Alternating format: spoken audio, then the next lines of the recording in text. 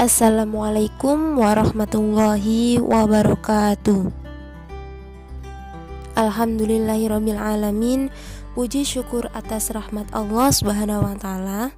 Pada pertemuan kali ini kita dapat melaksanakan pembelajaran daring dalam keadaan sehat walafiat. Dan semoga kita semua dalam lindungan Allah Subhanahu wa taala. Amin. Dalam pertemuan kali ini, kita akan mempelajari Al-Quran Hadis kelas 10 semester ganjil bersama saya, Ibu Kharisma Alfiyunita, sebagai perwakilan tim teaching Al-Quran Hadis. Jangan lupa, sebelum belajar selalu berdoa dan membaca Asmaul Husna. Di pertemuan kali ini kita membahas bab 3, yaitu mengenai keotentikan Al-Quran. Dengan tujuan pembelajaran, siswa dapat menjelaskan bukti-bukti keotentikan Al-Quran.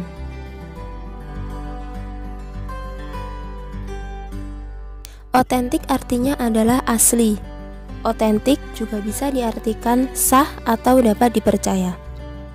Sehingga keotentikan Al-Quran adalah membahas tentang keaslian Al-Quran, bahwa Al-Quran itu sah kedudukannya dari Allah untuk diturunkan kepada Nabi Muhammad dan kepada kita semua.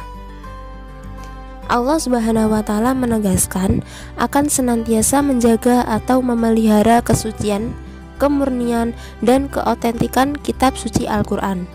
Hal ini telah dijelaskan dalam Quran surat Al-Hijr ayat 9,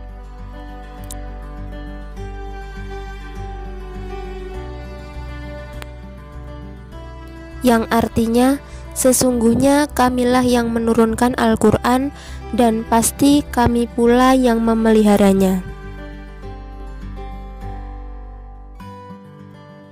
Sejak diturunkan hingga akhir zaman kelak, kemurnian dan keotentikan Al-Quran akan senantiasa terjaga. Hal ini disebabkan karena kemukjizatan yang terkandung di dalam Al-Quran itu sendiri, baik dari aspek bahasa dan uslubnya, maupun dari aspek isi kandungannya yang memang terbukti tak satupun manusia yang dapat meniru atau mendatangkan semisalnya. Dalam hal terjaganya kemurnian dan keotentikan Al-Quran ini, Al-Quran mengajukan tantangan terutama kepada orang-orang kafir dan siapapun yang meragukan kebenarannya, karena mereka menuduh bahwa Al-Quran hanya sejenis mantra-mantra tukang tenung dan kumpulan syair-syair. Mereka mengira bahwa Al-Quran adalah karangan Nabi Muhammad SAW. Tantangan diberikan secara bertahap, yakni sebagai berikut. Tantangan yang pertama adalah Al-Quran menantang siapapun yang meragukan kebenaran Al-Quran untuk mendatangkan semisalnya secara keseluruhan. Yang dimaksud secara keseluruhan yaitu Allah Subhanahu wa taala menantang kepada siapa saja manusia untuk mendatangkan semisalnya secara keseluruhan seperti Al-Quran. Hal ini terkandung dalam Quran surat At-Tur ayat 33 sampai 34. Yang artinya, ataukah mereka berkata, Dia, yaitu Muhammad, mereka-rekanya? Tidak, merekalah yang tidak beriman. Maka, coba mereka membuat semisal dengan Al-Quran, jika mereka orang-orang yang benar. Pada ayat lain ditegaskan bahwa manusia dan jin tidak akan pernah mampu untuk mendatangkan semisal Al-Quran secara keseluruhan, sebagaimana ditegaskan dalam Quran surat Al-Isra ayat 88, yang artinya, katakanlah, sesungguhnya jika manusia dan jin berkumpul untuk membuat yang serupa dengan Al-Quran ini, mereka tidak akan dapat membuat yang serupa dengannya, sekalipun mereka saling membantu satu sama lain.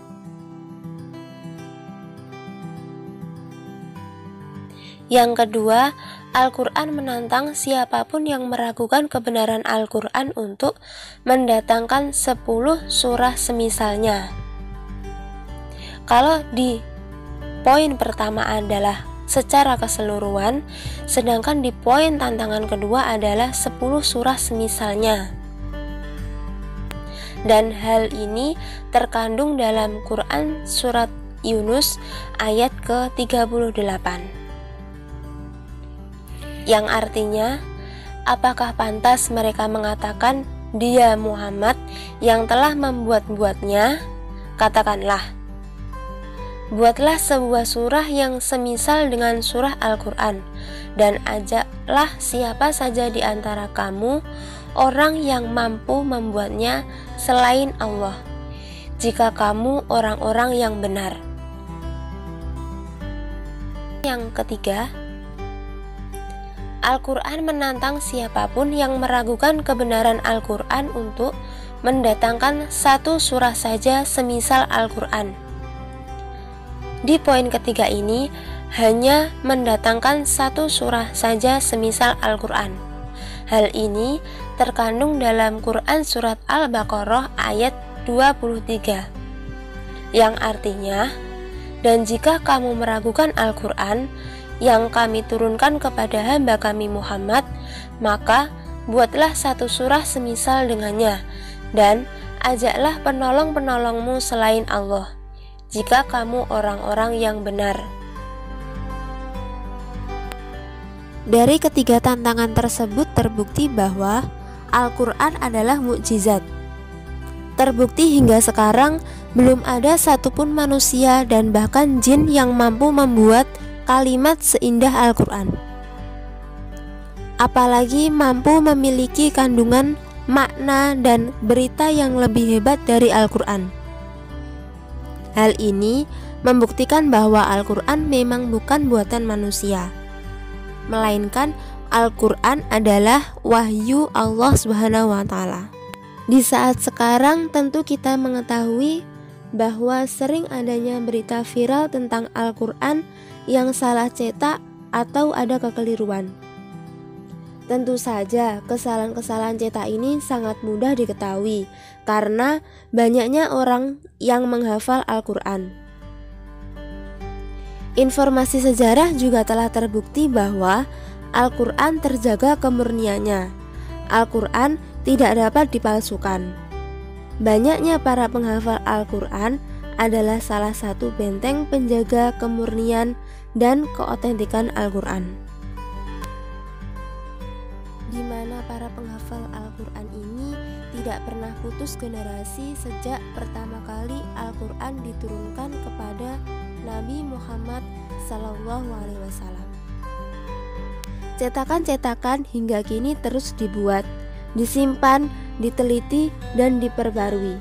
Sejak dahulu, waktu wahyu disalin di atas batu, lembaran kulit binatang, pelepah kurma, dan tulang-tulang. Seluruh cetakan dan apapun bentuk media yang menyimpan Al-Quran saat ini, semuanya bersumber pada satu titik, yakni mushaf Al-Quran yang selesai dikodifikasi pada zaman Khalifah Utsman bin Affan. Turun-temurun terus hingga secara mutawatir lintas zaman dalam berbagai media yang terus berkembang dan dihafal-hafal para penghafal Al-Quran. Demikian pembahasan materi keotentikan Al-Quran pada pertemuan kali ini. Tetap semangat dan jaga kesehatan. Wassalamualaikum warahmatullahi wabarakatuh.